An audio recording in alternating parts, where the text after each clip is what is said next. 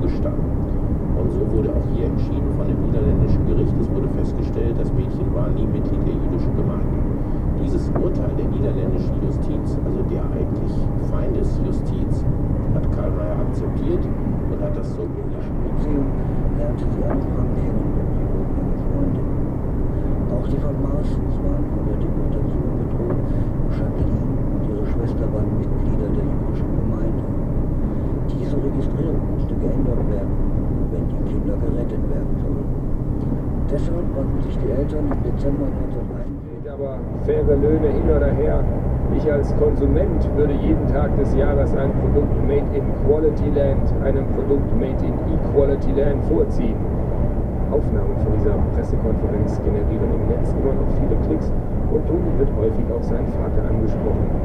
Heute Abend jedoch steht er selbst im Rampenlicht, denn dass die Nominierung eines Androiden als Präsidentschaftskandidat ein legendärer Coup, ein historischer Einschnitt ist, darin sind sich alle Anwesenden einig. Heftig umstritten ist die